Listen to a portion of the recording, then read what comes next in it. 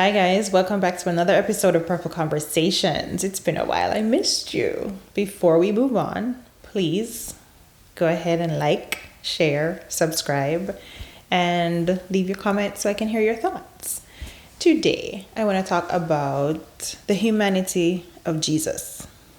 Most times we talk about what Jesus did and who he was to and for everybody else, and that he came obviously to fulfill all the prophecies and to do all the things so that we could have a relationship with God.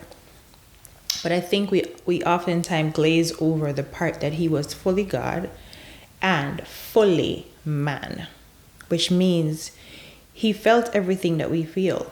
He went through all the things that we went through. He can identify with every single thing, everything that we could possibly go through, every emotion, every feeling, family situations, emotional situations, sexual temptations, all the things. He went through all of it.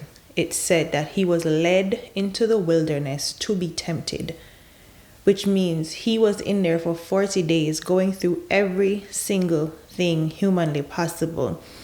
The Bible references the 3 temptations when he's coming out of the wilderness. But we glaze over the fact that he was in there for 40 days. The enemy was in there with him for 40 days, tempting him.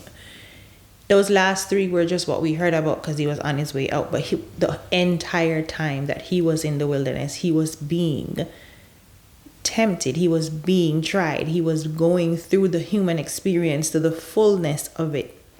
Because it says that he can understand everything that we've gone through, which is why he had so much compassion on the people, even though he was going through it himself, even though he was drained, which is why he made a practice of taking himself away. If you pay attention, after everything he did, he took time to himself. He went back to spend time with God so that God could pour back into him, because he was pouring into everybody else. But also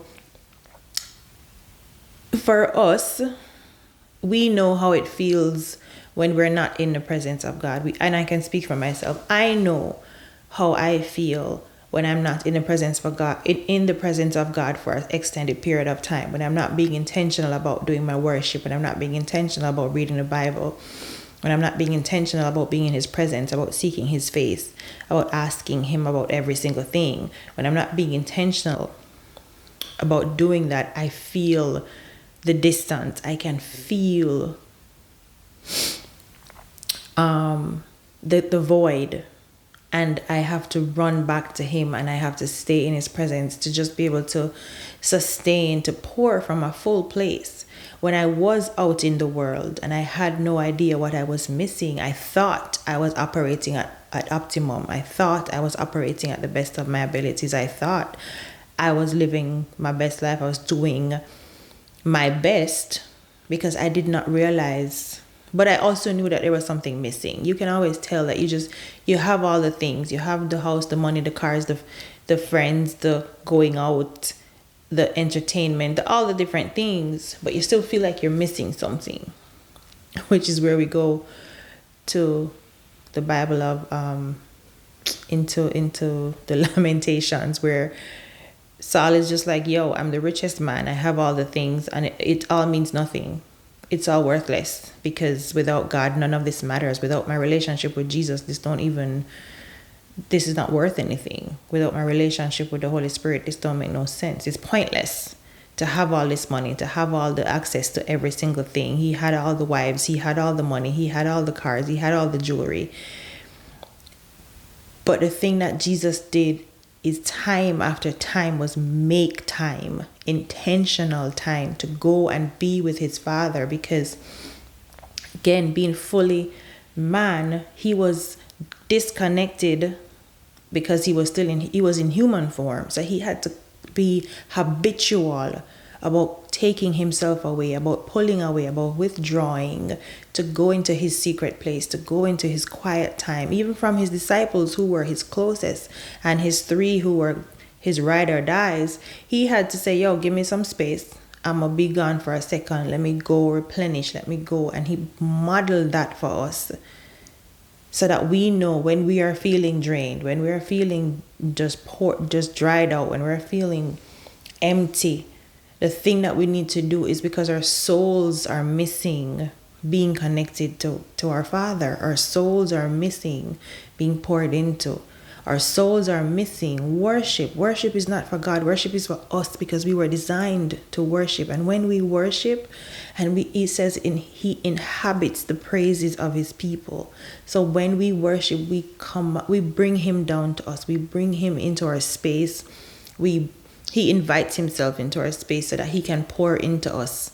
So when you're done worshiping, when you go into a real worship session and just lay out before God and pour it all out, you feel so refreshed. You feel tired because you've been crying and you've been pouring out your all because you've been laying off the weight that your flesh is putting on you.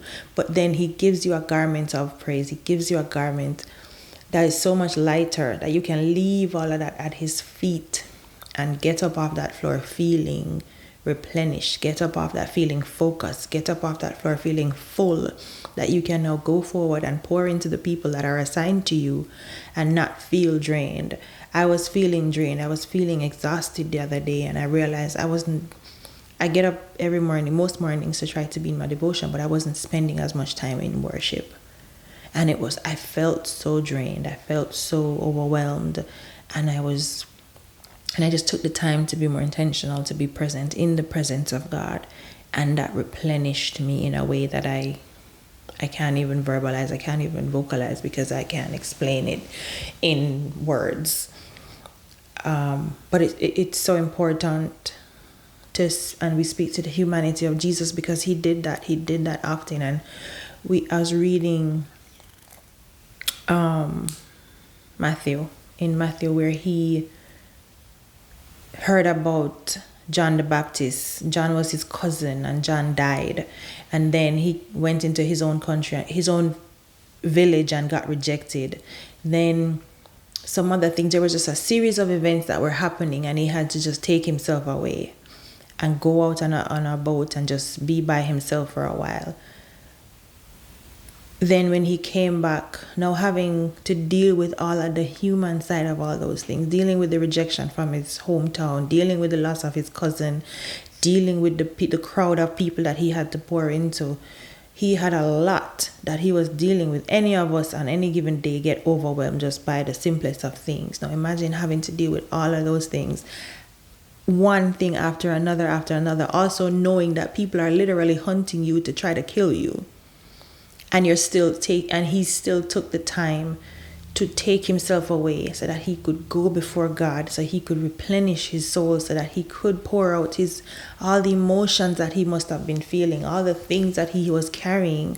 He went and was intentional about taking time to go and lay them down at the foot of God so that he could come back and pour into the people, into his sheep.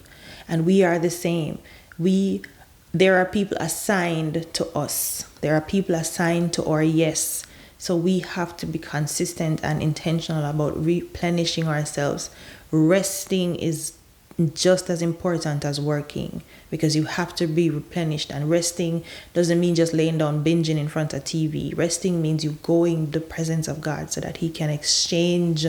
He says, I give you, my burden is easy, my yoke is light. Give me your weight, so I can give you my garment of peace and restore you so that you can be replenished and full to go back into the purpose that I have assigned you to and the people that you've been assigned to, so you can pour from a full place and not pour from an empty place. You can't pour effectively if you're empty. You can't pour effectively if you're drained, because you're not going to be able to give your best, and you want to give your best because he's a God of excellence.